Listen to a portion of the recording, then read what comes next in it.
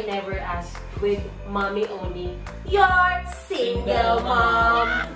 So nandito lang ang mga ibang members ng Toro Family para makapag-react sila sa mga gusto nilang i-react. Kasi may mga ibang tao dito sa members ng Toro Family na nag-ambag sa akin ng tanong. Okay. So, unang tanong, kapatid. Ikaw kay kabado. Okay, game. Maybe parang namang jeep na ano, hindi nag-i-start yun. Okay na. Okay. Eh, syempre lang. Nagsisisi ka ba na naging ate mo ako? Oo naman. May time. Baka kami nalang sumagot niya. Magkabasa ko mamaya. May times. So, bakit, yun nga, bakit ka nga nagsisisi? May times. May times nga, kasi syempre nung mga bata pa tayo, hindi ka marunong maging ate. Bigyan ka na nangubog sa pader. Oo, bigyan niya ako inubog sa pader nung bata pa. May rason yun, may rason kung kahit tayo never heard the love of your life. Bakit may times pa ang dami? Dahil nung bata talaga ako, pinapalo ko talaga sila. Lahat ng mga mas nakakabata kay Donnie. Ano sabihin mo? Buti na lang matanda na ako nung nakilala ko si ate. Ano naman ka nung nakaraan? Ay! Ito yung tumbo nga ngayon. Kasi syempre pag immature ka, tapos binanong ka ng ate mo. Ay, ako na boboy. Matalino talaga ako dati, guys. Nakakupog kasi ako sa pader ng ate ko. Kaya syempre pag time na yun, matay ka na mo, matay ka na mo, matay ka na mo, matay ka na mo, matay ka na mo. Oo, nagano'n Ganun yung yung sa kanya. Oo. Kaya yun yung mga times na nagsisi ako, ate kita. Kahit naman sino yung upog eh, kahit ako eh. Ibibiglayin ka na lang. Okay, second question. Gaano ako kapakialamera sa buhay mo? Sobra! Pwede siya mo rin sumagot. Yo, di ba nananimik? Yung level ng pagiging pakialamera ni ate sa buhay ko ay yung level na parang wala siyang sariling life. Ganon. Hindi na makatarungan. Oo. Kaya sabi ko ni Papa Odi, ba't pa wala pa kami ng buhay? Diba? Wala ka bang buhay? May buhay tayo.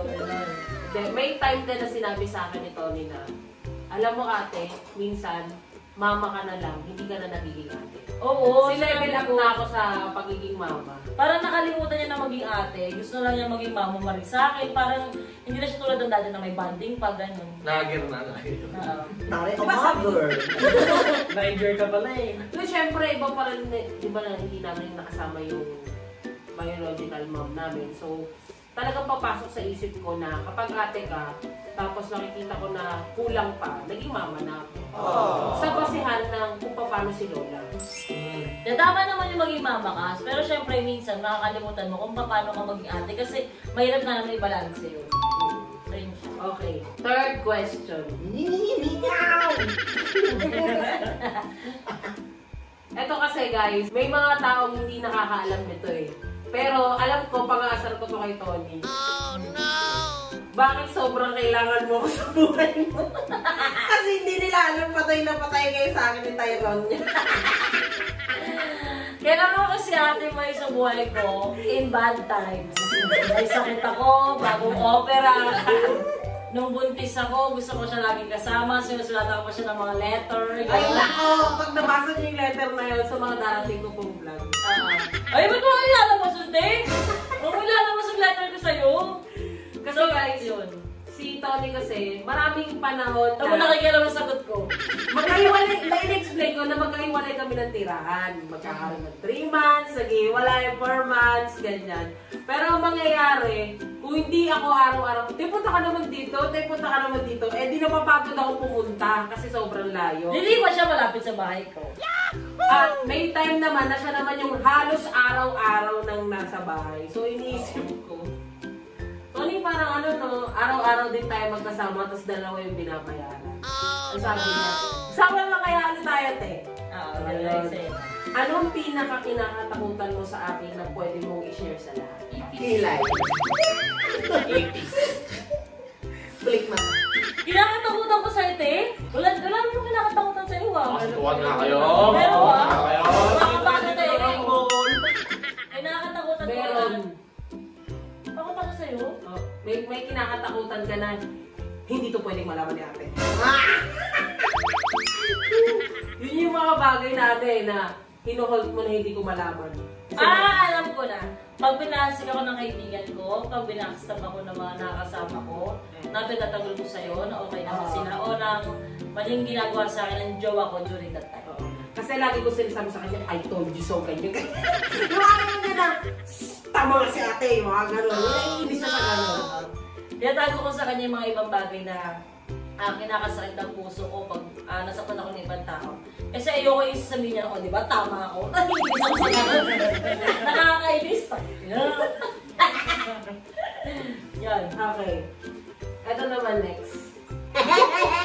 What is my best characteristic? Pakilamera. Your best characteristic? Bida-bida. O sige kayo sila muna, ano? Pakilamera. Bida-bida. Pero para sa atin din naman. Oo, para sa atin din pero naman. minsan tumutubra. Oo. Ate rin na. Wala na, inayaan namin. Ganyan Oo, din. wala eh. Magbabago ba yan? Hindi naman. Ate may sabihin sa atin. Wala, ate. Meron Tapos na, sasabihin, kita. pulong Kita daw. Hindi, minsan gano'n. Parang, yun nga, sabi mo, te, parang nanay sa'yo. Sa akin, parang tita. Para sa akin, ang best characteristic ni Mama Marie. Nasabi niya na napapawalit sa kanya, kaso nga lang sa ibang paraan. So, ulitin ko lang yun, you are made for this mommy.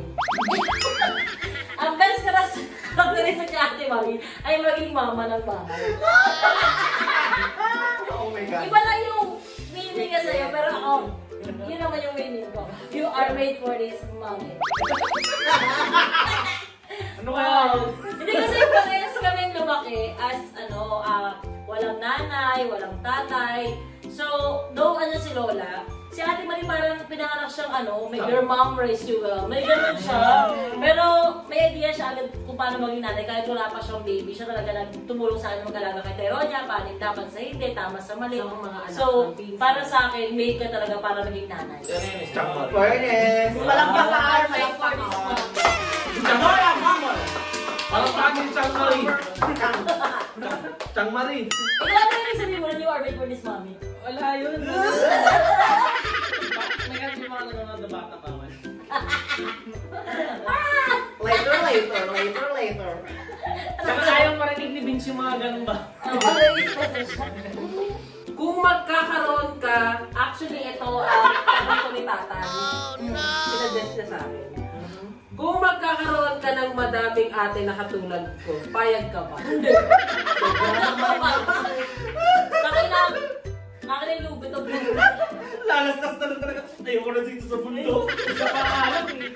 okay na kung ikaw lang, Ting. Maraming ikaw. Okay na ako Ate, kahit di si Tolid ang mismo, kahit kami, hindi. Okay na isang ikaw lang, Ting. Sipin mo tayo kung pagtapos mo rito sa mga binong nga ano ko na pagkakita ka na may paklong pa rin. Ayoko. Ang dami naman kayo na. Parto mo sa fifth floor. Gulo-gulo na. Dami ba, no? Pag sigar mo, naliligo pa si ate. Pasigar. Ano naman kasi sigar mo?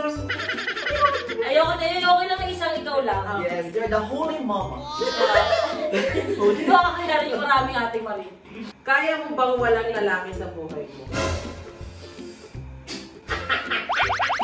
Siya ngayon, may nagpapasaya kasi sa akin, kaya naman nasabi ko ngayon na hindi ko kaya. Pero talagang, kunwari, wala naman akong nakilalang iba, o wala naman akong mahal na iba, kaya ko naman. Ano nagpapasaya ako? Nagsishift ka sa babae. Oo, naman kaya ko. Hindi ko kaya mabubuhay ng walang love life. Minsan lang kapag wala akong jowa lalaki, kaya ako mabuhay ng walang lalaki, pero meron akong jowa babae. Hindi na pinangyayari. Pero hindi na siya nangyayari ngayon kasi syempre gusto niya maging role model kay Teronia, ganyan. Hindi ako sure. Secret. Palungkot ka dun eh. Saan ka pinaka-kinakabahan pagdating sa pagiging ate ko? Kinakabahan sa pagiging ate mo? Siguro kapag darating sa point na meron kang pinupunto, meron akong pinupunto, tapos pag nag-aaway tayo, kinakabahan ako baka dumating sa point na maghiwalay tayo. Yun siya. Yung kumbaga yung cause ng result. Ay, yung result ng cause. Gets mo? Yun. Yun ako kinakabahan. Kasi si Ate Marie may mga ano siya. Lalayas na ako dito. Aalis na lang ako. Hindi, sige, kayo na ang yung mga arte siyang gano'n. Pero talaga niya yung mga O, nag-ano siya, nag-ibake. Puro bati lang naman. Pero kasi, dumating kasi sa point na yun na hindi ka nakikinig. Bakit? Yun na. Gawin yan. Mag-iwalay na, ito na yun. Kasi nga ganun nga ito, ganun kasi. Hindi, kasi umaaway na sa'yo. Iba yung...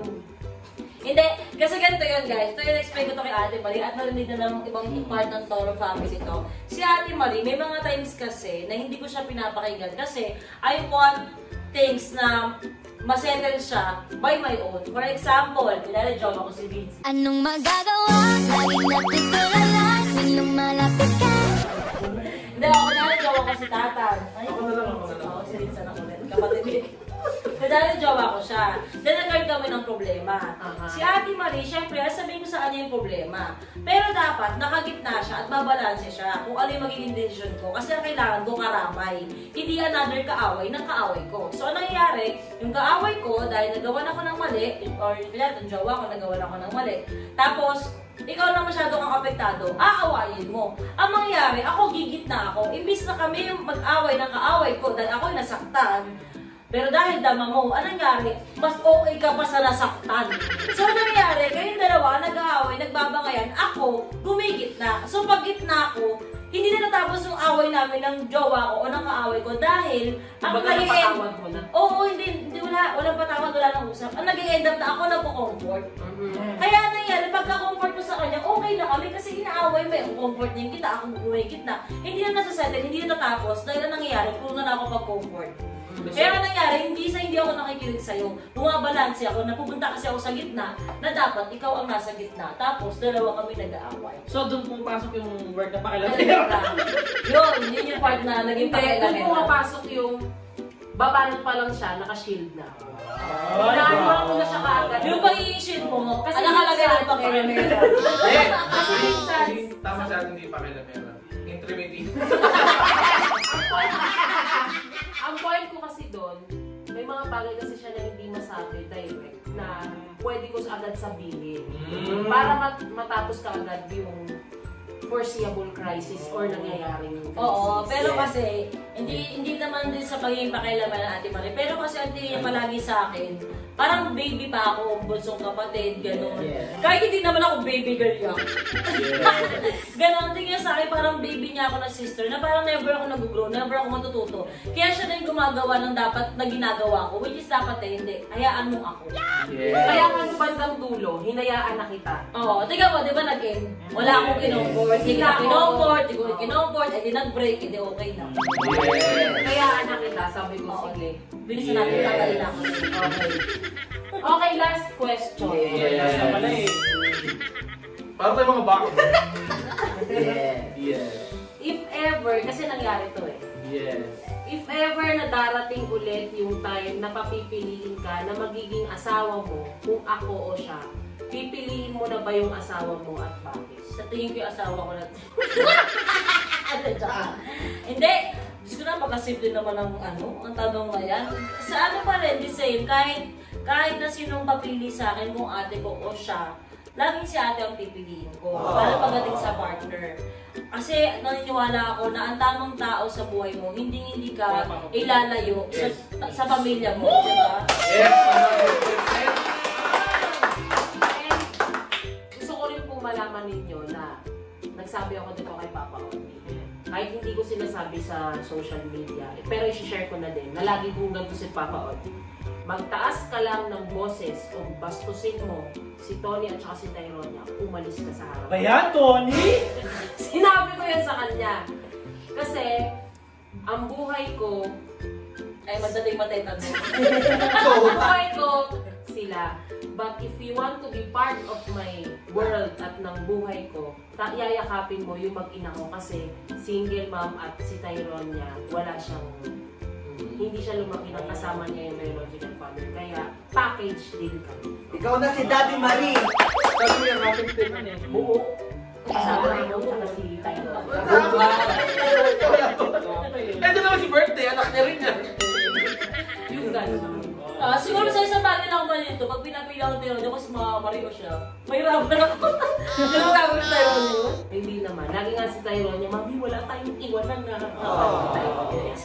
Yes. So yun yung mga bagay na hinatsit ko si Mami Tony ng tanong. Yes. And I hope natuwa kayo sa sagot ni Mami Oni at mga Medyo hindi naman kami natuwa. totoong intrimitida dito sa likod. Yes! Thank you so much, guys. I hope you like this video. Please click the notification bell and the ring. I-click ninyo. Click. Maraming salamat po sa lahat ng sumusuporta sa buong Toro family. Ito po ang kanilang YouTube channel. At ang kanyang Facebook page. Yes. Click the notification bell. Please like!